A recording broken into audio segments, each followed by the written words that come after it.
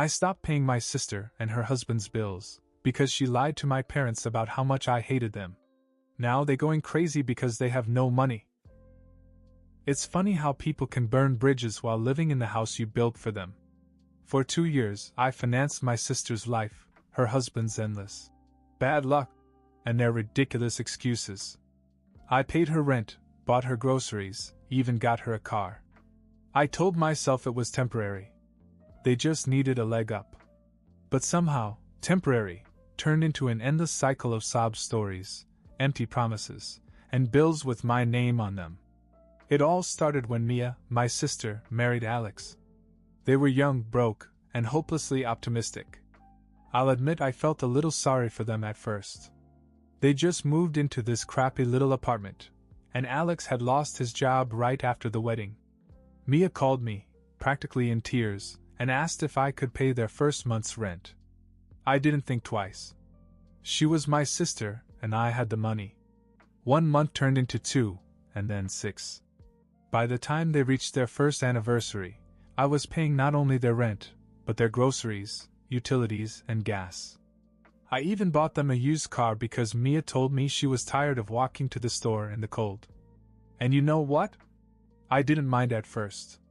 I told myself, this is what family does. My career was going well, and I figured they'd bounce back eventually. But it never happened. Alex always had a new excuse for why he couldn't keep a job. He was fired because his boss didn't like him. He twisted his ankle and couldn't work construction. He was too depressed to go on job interviews. Meanwhile, Mia started acting like this was all normal, like I was some kind of ATM that never ran out of cash. Every month there was a new emergency. They needed money to fix the car, Alex's doctor's bill, a payment for their internet so Alex could apply for jobs online. And then there were the plans. Oh, the plans? They'd sit me down and lay out these elaborate schemes for how they were going to turn things around. We're going to start a small business, Mia would say. We just need a little more help with the startup costs. Or, Alex wants to take a class to get certified for IT work. Can you pay for the tuition? They never followed through on any of that. By the second year, I was starting to feel like a fool. But every time I thought about cutting them off, Mia would call me, sounding desperate. You don't know how much we appreciate you, she'd say. We'd be homeless without you. And I'd give in because, well, I didn't want to be the reason my sister was on the street. It wasn't until my parents stopped talking to me that things really started to unravel. That's when I realized this wasn't just about money anymore, it was something much worse. Something I couldn't ignore. At first I thought my parents were just busy. It wasn't like them to ignore my calls, but everyone has their moments, right? Except 2 weeks passed, then 3, and they still didn't answer. No return calls, no texts, nothing. I'd send a message asking if they were okay, and I'd get silence in return. It was strange because Mia insisted that everything was fine. They've just been busy with church stuff, she said when I asked. Mom's been helping with fundraisers, and Dad's been busy fixing up the house. It sounded plausible, so I let it go. But as the weeks turned into months, I couldn't shake the feeling that something was wrong. I even asked a family friend if he'd seen my parents recently, and he told me that my mom seemed distracted and a little stressed. Still, I didn't push. Life was busy for me, too, and taking care of Mia and Alex's constant financial needs had become a second job. Every time I thought I was free of their problems, something else would pop up. In February, Mia told me that their landlord had raised their rent. If we don't pay the extra $200 this month, we'll be evicted, she said. Then, in March, Alex apparently needed new tires for the car I had bought for them. The tread is completely gone, she explained. We're afraid to even drive it. In April, they needed help paying for groceries because Alex had some kind of stomach bug and couldn't work his side job at a food delivery service. The thing that always bothered me was how Mia downplayed it. This is the last time, I promise, she'd say. We're so close to being stable. I should have known better. But the real bombshell dropped in May, when I decided to visit my parents. After 2 months of radio silence, I wanted to make sure they were okay. I called Mia before I went, just to let her know. "They'll be happy to see you," she said. "Maybe bring some flowers for Mom." I remember walking into their house and immediately feeling like I'd walked into someone else's house. It wasn't as warm and welcoming as it usually was. My mom barely looked at me when she opened the door, and my dad didn't get up from his recliner. "Hey," I said, smiling. "It's good to see you." "Really?" my mom said, crossing her arms. The conversation quickly got out of hand. My dad cut me off every time I tried to speak, and my mom accused me of being ungrateful, selfish, and this one was stunning hateful. "You have no respect for this family," she would say. "After all we've done for you, you turn around and act like we're strangers." "What are you talking about?" I asked. That's when my dad dropped the hammer. "Don't play dumb. We know how much you hate us." Mia told us everything. Hate them? I was stunned. Mia had told them that I hated them. My head was spinning. What the hell was she talking about? For a moment, I just stood there, speechless. My mother's words echoed in my head. "We know how much you hate us." It didn't make any sense. What reason would Mia have to say something like that? I tried to defend myself, but they weren't having it. My dad cut me off and said that Mia had told them that I'd been bad-mouthing them for months. According to her, I'd said they were too old-fashioned, too controlling, and not worth my time. She even told them I'd bragged about how, unlike them, I didn't need their help. "She told us everything," my father said. "How you think we're a burden. How you resent us for the way we raised you." I couldn't believe what I was hearing. Mia had painted me as an ungrateful monster when I was the one keeping her afloat. "Why would I say something like that?" I asked. "Why would I turn you against me for no reason?" My mother just shook her head. "You've been distant for months," she said. "You stopped calling, and now we know why. You don't care about us." That's when it clicked. The timing. Her cold behavior. The way Mia had taken her silence so casually, like it didn't matter. She had done this. I left her house feeling sick to my stomach. I didn't even try to argue anymore. It was clear they wouldn't believe me. As I sat in my car, I replayed every conversation I'd had with Mia over the past few months, and it all started to fall into place. Every time I'd sent her money, she talked about how my parents helped her, too.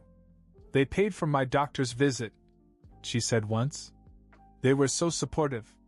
At the time, I didn't think much of it. Why wouldn't they help her?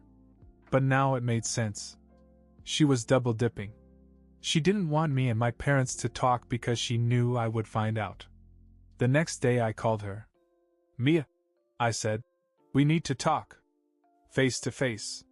She showed up at my house with Alex in tow. He sat on the couch scrolling through his phone while Mia gave me her best innocent smile. "What's going on?" she asked.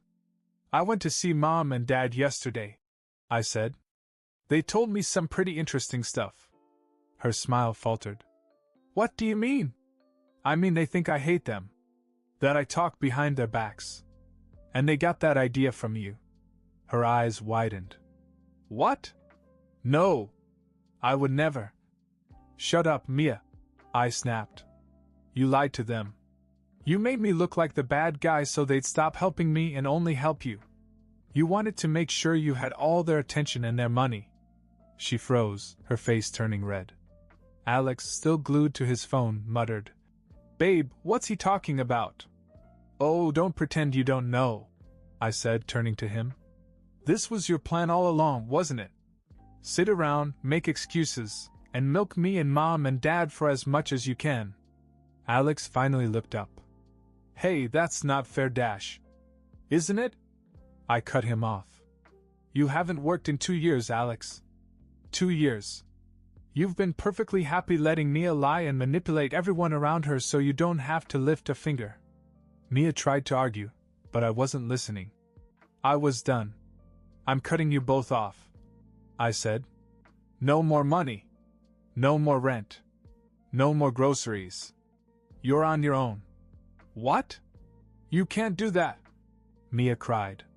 Watch me, I said. The panic on their faces was almost satisfying. Almost. After I told Mia and Alex that I was going to cut them off, they didn't take it well. Mia started crying and swore that she didn't mean for things to get so out of hand, while Alex paced the room muttering about how unfair I was being. I didn't care.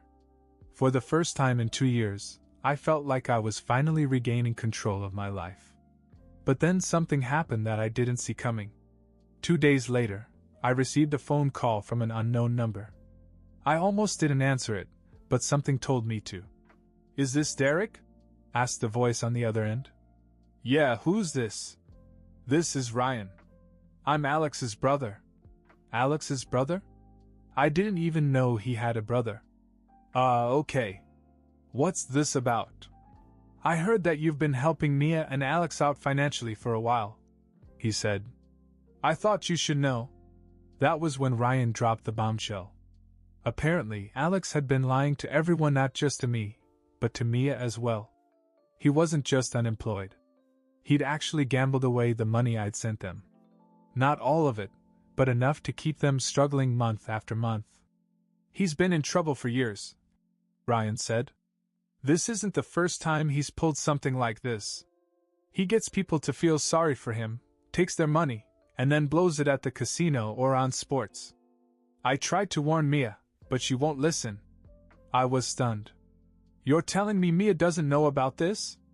She might suspect, Ryan said. But Alex is good at covering his tracks. He always has a sob story ready. I thought you should know, since it sounds like you're done helping them. Maybe this will give you some closure. I hung up and sat there for a while, trying to process what I just heard. Alex had gambled away the money I gave them? That explained a lot: the constant emergencies, the endless need for cash, the fact that no matter how much I sent, it was never enough. But what really got me was Mia. Had she really been in the dark all this time? Or was she just pretending not to know so she wouldn't have to face the truth about the man she'd married?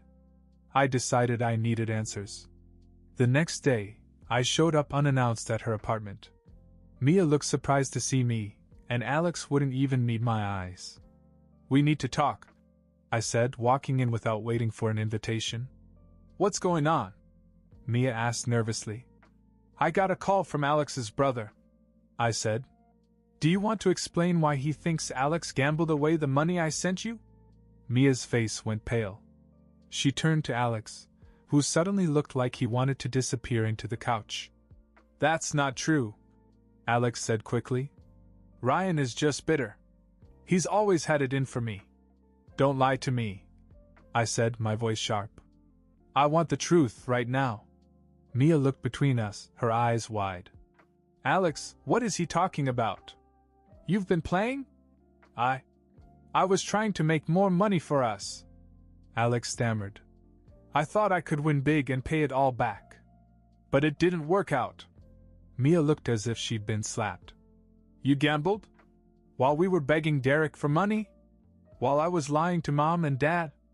She broke down, and for the first time I saw her realize how deep into the hole Alex had dug her. But I didn't stick around to see how their argument played out. I'm done, I said, heading for the door. You can work this out on your own. As I left, I heard Mia yelling at Alex, her voice full of anger and betrayal. For once, I didn't feel guilty. After that confrontation, I thought I was finally free of her mess. But of course it wasn't that simple. A week later, Mia showed up at my door. She looked exhausted, her hair was a mess, and there were dark circles under her eyes. I wasn't thrilled to see her, but I let her in. Alex moved out, she said, collapsing on my couch. We had a huge fight after you left, and he admitted everything. He's been gambling for years. I didn't know, Derek. I swear I didn't know. I didn't say anything at first. I wanted to believe her, but I couldn't shake the feeling that she must have known something. What do you want me to do about it? I finally asked. Nothing, she said quickly. I'm not here to ask for money. I I don't know what to do. I feel so stupid. I've been lying to everyone, covering for him, and he's been lying to me all along. I could tell she was sincere. Still, I wasn't going to let her off the hook entirely. You brought a lot of this on yourself, Mia, I said. You lied to Mom and Dad about me. You let Alex manipulate you. And you dragged me into it. I know, she said, her voice barely above a whisper. I'm sorry, Derek. I thought I was doing what I had to do to keep us afloat, but I see now that I was just enabling him. And I hurt you in the process. I don't know if you'll ever forgive me, but I had to say it. Her apology took me by surprise. Mia wasn't the type to admit when she was wrong, let alone apologize. What about Mom and Dad? I asked. They still think I'm the bad guy in all this. I'll fix it, she said. I'll tell them the truth. Everything.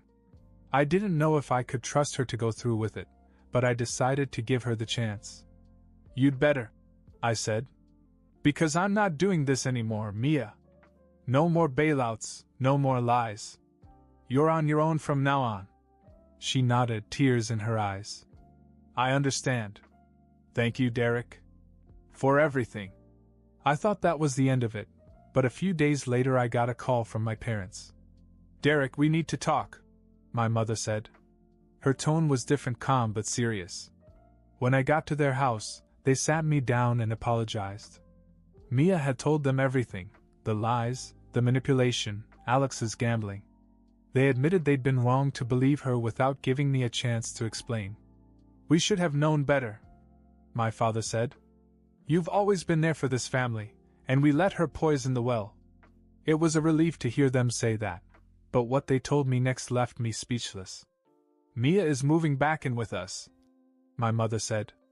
She's getting a divorce from Alex, and she's going to get her life back together. We're going to help her. I didn't know how to feel. On the one hand, I was happy that she was finally leaving Alex. On the other hand, I wasn't sure moving back in with my parents was the right move for her or for them. Are you sure this is a good idea? I asked. She's our daughter, my father said. We can't turn our backs on her. I didn't argue. It wasn't my place to tell them how to handle Mia, and frankly, I was just glad to be out of it. As for Alex, I heard through the grapevine that things were going downhill fast for him. Without me or Mia to lean on, he ended up crashing with a friend. It didn't last long. Apparently he borrowed money from them and never paid it back. The last I heard, he was living out of his car. I wish I could say I felt sorry for him, but I didn't. He made his bed and now he had to lie in it. In the end, I learned an important lesson. You can't save people who don't want to be saved. I had spent 2 years pouring money into a situation that was never going to get better because Mia and Alex didn't want it to get better. They wanted the easy life, and they didn't care who they hurt to get it. Now I focus on myself. I'm closer to my parents again, and Mia and I are talking, although I'm still careful with her. I don't think I'll ever fully trust her again, but at least she's trying to make amends. As for Alex, well, I haven't heard from him since that day in her apartment. And frankly, I hope I never will. I thought I had the whole picture, but life has a way of throwing curveballs when you least expect them. About a month after everything went down, I got a call from an old friend of Alex's. It was a name I hadn't heard in years. Mark. Mark and I weren't close, but we used to run in the same circles, and he had been at Mia and Alex's wedding. I had no idea why he called me now. Hey Derek, he said. This might be a little out of the blue, but I think you should know something about Alex and Mia. I groaned inwardly. I was so over everything that had to do with them. What about them? Well, I just found out that Alex has been telling people that you are part of the problem, Mark said. He's been running his mouth, saying you send money because you feel guilty about how you treated Mia when you were younger. I almost laughed. What the hell is he talking about? Apparently he's telling people that you bullied Mia when she was a kid, made her life miserable, and now you're paying for it. He's even told some people that you controlled her finances to keep her dependent on you. I didn't even know how to respond. Alex had clearly gone off the deep end, spinning stories to make himself look like the victim. But that wasn't the part that really got to me. Mark hesitated before adding, "And Mia? She's not exactly correcting him." "What do you mean?" I asked, my stomach sinking. "She doesn't say it outright, but she lets people think she does. When people bring it up, she just says things like, 'It's complicated,' or 'We've had our problems, but he's family.'" I felt like I'd been punched in the gut. After everything I'd done for her, after giving her a car, paying her rent, and standing by her through years of lies, she was still letting Alex drag my name through the mud. I called Mia that night, furious. "What the hell is going on?" I demanded. She acted confused at first, but when I told her what Mark had said, she became defensive. "I never said those things, Derek. You know how Alex is, he's just trying to make himself look better." "Yeah, but you're not stopping him, are you? You're letting people think I was some horrible brother just trying to buy forgiveness." There was a long pause before she said, "I didn't want to cause any more drama, okay? I thought it would all blow over." "That's not good enough, Mia," I said. "You're not going to stand by and let Alex beat me up. Not after all I've done for you." "I'll talk to him," she said quietly. But the damage had already been done. A week later I got a phone call from my parents. They were angry at me. "Why are people saying you bullied Mia when you were kids?" my mother demanded. "Why didn't we know about this?" I couldn't believe what I was hearing. Somehow Alex's lies had found their way back to my parents, and Mia's silence had allowed them to take root. "That's not true," I said firmly. "You know it's not true. Then why would Alex say it? Why would Mia let him?" "I don't know, but you have to ask her," I said. "She's the one who's letting it happen." It was exhausting trying to defend myself against something so ridiculous. But it made one thing crystal clear: Mia hadn't changed. She'd apologized, sure. She'd said she wanted to make things right. But when push came to shove, she was still looking out for herself first, even if it meant throwing me under the bus. In the end, I decided to cut Mia off completely. I told my parents they could believe whatever they wanted, but I wasn't going to defend myself anymore. If they wanted to believe Alex's lies, that was up to them. It wasn't the resolution I was hoping for. I wanted things to go back to the way they were, but sometimes life doesn't work that way. Some relationships are too broken to be fixed. The unfair part? Mia got what she wanted. She's living with my parents now, getting their support while I'm on the outside looking in. And Alex? Last I heard, he's still bouncing from couch to couch, telling anyone who will listen how unfair life has been to him. As for me, I've moved on. I don't need their approval anymore. I've made a good life for myself, and that's enough. It's not the happy ending I wanted, but it's the one I have. And I can live with it.